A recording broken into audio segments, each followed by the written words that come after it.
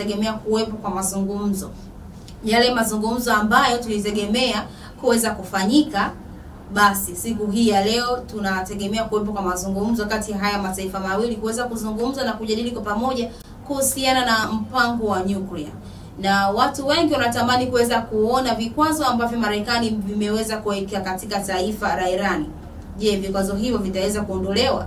Lakini pia tunataka tuweze kuona taifa la Iran baada ya kuweza kuondolewa vikwazo hivyo, wataweza kushusha uzalishaji wa madini ya urani pamoja na nyuklia katika taifa lao kutoka katika 60% na kuweza kufika katika 3%. Je, hii itawezekana?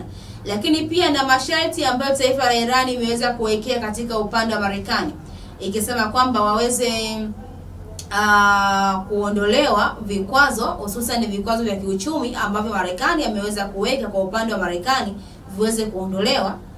Je, masharti hayo ya Marekani na masharti hayo ya Iran yataweza kuondolewa?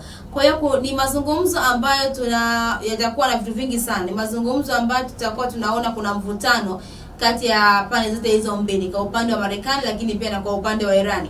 Na tayari wawakilishi wameshaweza kufika kwa ajili ya kuweza kuzungumza kwa pamoja. Mshaweza kufika kwa pale Geneva, Uswizi, kuweza kuzungumza kwa pamoja ili kuweza kuangazia huu mzozo ambao upo unaenda kutamatika. Tumeweza kuona mjumbe wa rais wa Marekani Donald Trump, Steve Witkoff ameweza kufika, lakini pia waziri wa mambo ya nje wa Marekani Marco Rubio ameweza kufika.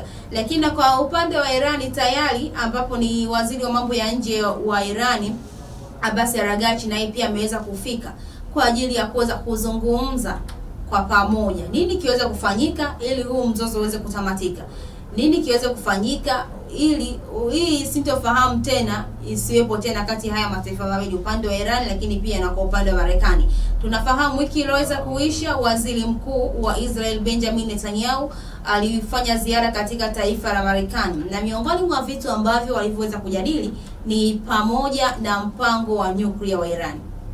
Lakini baada ya kuweza kujadili kwa muda mrefu, baadaye rais wa Marekani Donald Trump alisema hitimisho bado halijapatikana. Nikasema labda kwa kuwa waliweza kuzungumza wawili peke yao, lakini kama ungeweza kuzungumza na mshirika hata mmoja kutoka katika taifa la Iran, natumaini hitimisho lingeweza kupatikana.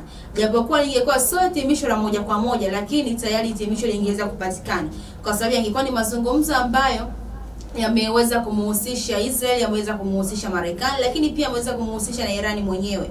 Lakini hata na mpatanishi wao Oman naye angeweza kuhusishwa, hitimisho lingeweza kupatikana. Tunategemea leo kuwepo kwa mazungumzo hayo na mpatanishi akiwepo hapo katikati kutoka katika taifa la Oman, kwamba kuweza kuona huu mzozo wa kivita unaenda kutamatika.